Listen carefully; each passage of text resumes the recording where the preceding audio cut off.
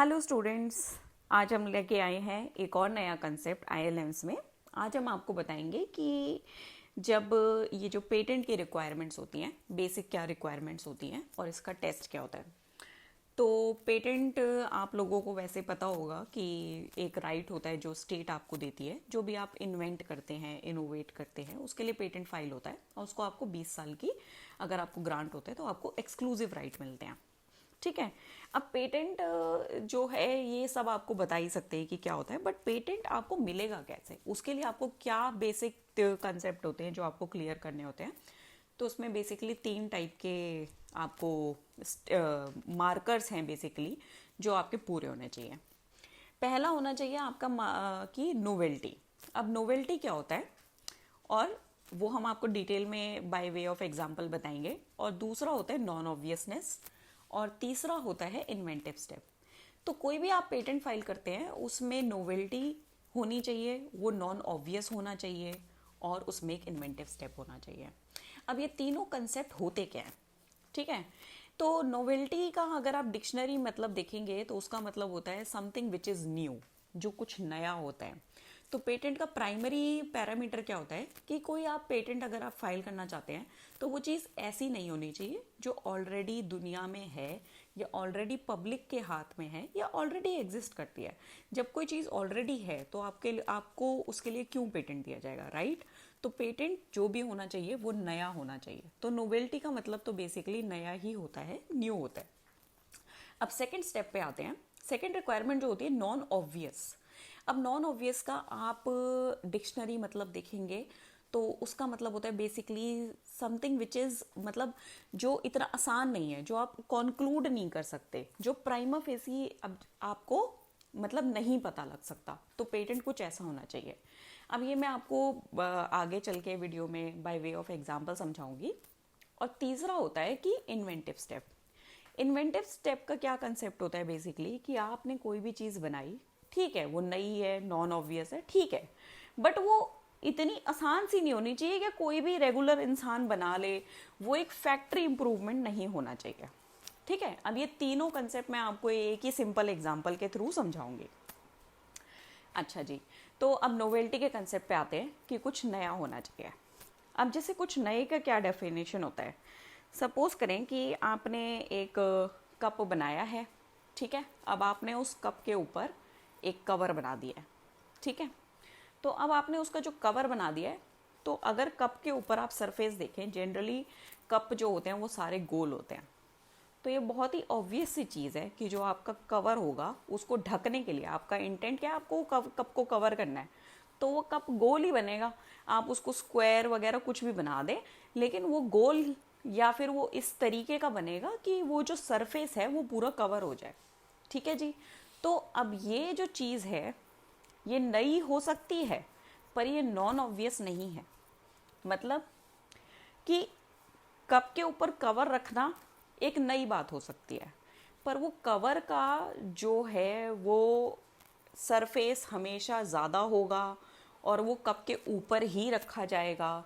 और वो बहुत अगर अच्छा कवर होगा तो वो उसी के साइज़ का होगा, ठीक है। ये क्या चीज़ें हैं, ये जो मैं बता रही हूँ ये एक नॉर्मल इंसान की थिंकिंग है।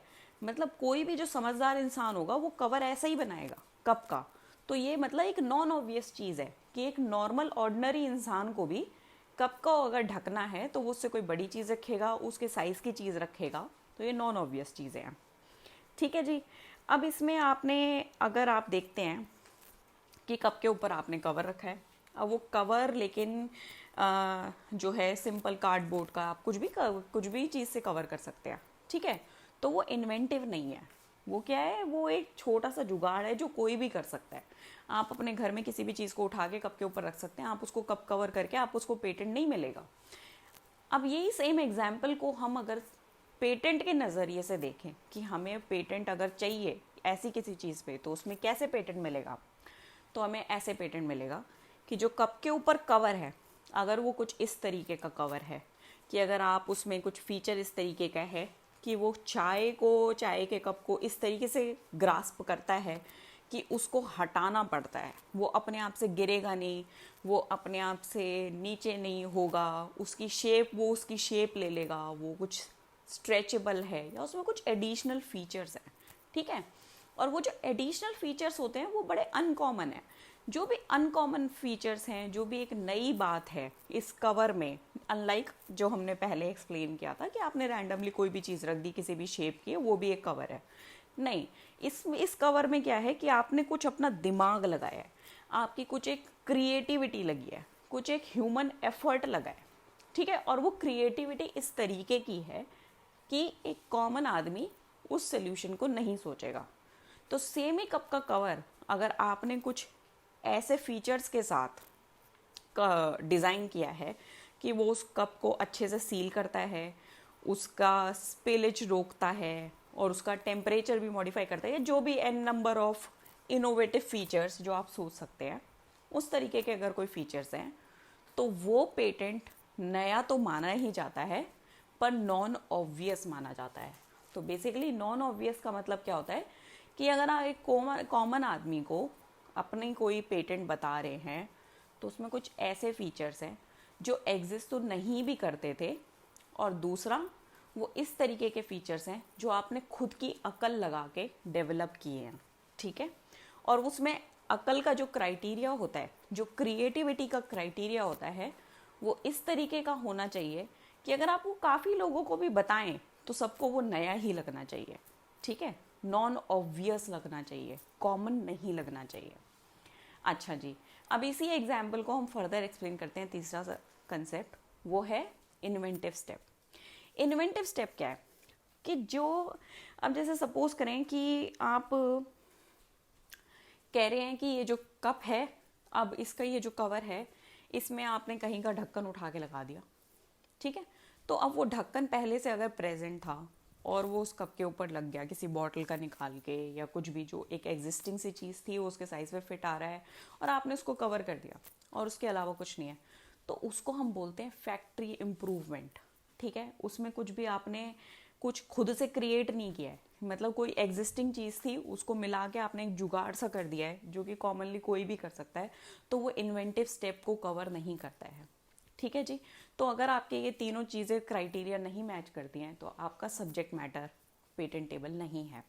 अब ये तो जो मैंने आपको बड़ी आसान सी भाषा में बताया है, पर अगर आप टफ पेटेंट को देखते हैं, और जैसे कि सपोज करें आप फार्मास्यूटिकल इंडस्ट्री में काम कर रहे हैं या फिर आप किसी मैकेनिकल इंडस्ट्री में काम कर रहे हैं और फिर आपने सोचना है कि ये पेटेंट मुझे मिलेगा या नहीं मिलेगा, तो आपके ये 3 क्राइटेरिया पूरे होने चाहिए। पहला, वो नया होना चाहिए और वो उस फील्ड के बंदे के लिए नॉन ऑब्वियस होना चाहिए, और तीसरा, उसमें इतनी अमाउंट ऑफ क्रिएटिविटी होनी चाहिए कि वो एक फैक्ट्री मॉडिफिकेशन नहीं होनी चाहिए कि कोई भी मतलब उस फील्ड का जो बंदा है वो आपका उस चीज़ को देखे और उसको अप्लाई कर दे, ठीक है जी। तो ये 3 चीज़ें होनी चाहिए, हमारा नोवेल्टी होनी चाहिए, नॉन ऑब्वियसनेस होनी चाहिए और इन्वेंटिव स्टेप होना चाहिए। अब इसका मैं एक टेस्ट बताती हूँ जो काफ़ी लोगों को नहीं पता लगता है, बहुत सारे पेटेंट एक्सपर्ट भी इन चीज़ों में गलती कर देते हैं। इसका टेस्ट क्या होता है? इसका टेस्ट ये होता है, अगर आप कोई पेटेंट सर्च कर रहे हैं, ठीक है, और जी आपको जी सारे फीचर मिल गए, उसमें आपके जो की फीचर है, आपने सोचा कि यार मेरा ना पेटेंट बड़ा नया है, मेरे को तो फाइल करना है। आपने अपने दिमाग में सोचा कि मेरे पेटेंट में ये 3 फीचर नए हैं, 1 2 3, ठीक है।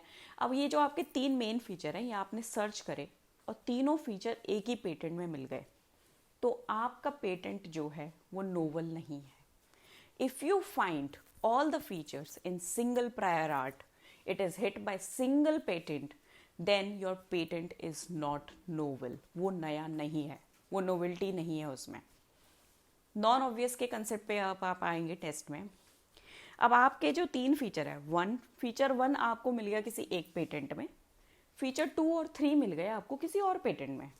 अब आपने सोचा यार लेकिन ये तो अलग अलग इंस्ट्रूमेंट्स में है, मेरे इंस्ट्रूमेंट में तो मैंने ये दोनों कंबाइन कर दिए हैं, तो ये जो सिंपल कॉम्बिनेशन है ये पेटेंटेबल नहीं होगा, क्योंकि जो चीज़ एग्जिस्ट करती है, दोबारा ही मैं आपको एक सिंपल लैंग्वेज में कप का ही एग्जांपल दूंगी कि आपका कप एग्जिस्ट करता है, कप का ढक्कन एग्जिस्ट करता है। आप कप और ढक्कन को मिला के ये नहीं बोल सकते कि मेरा कप विद ढक्कन इज़ अ न्यू प्रोडक्ट। वो आपका हिट करता है नॉन ऑब्वियसनेस में।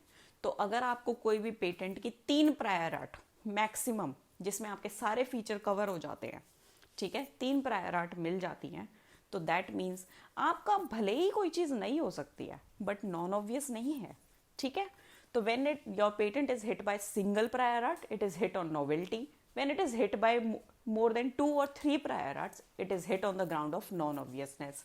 इसके लीगल कॉम्प्लिकेशंस हम अगली बार पढ़ेंगे, डिटेल में पढ़ेंगे। टिल देन आपको याद रखना है कि पेटेंट की रिक्वायरमेंट होती है novelty, non obviousness, inventive step. अगर ये तीनों रिक्वायरमेंट आपकी नहीं फुलफिल्ड हो रही तो आपको पेटेंट नहीं मिलेगा। Till then take care, bye bye.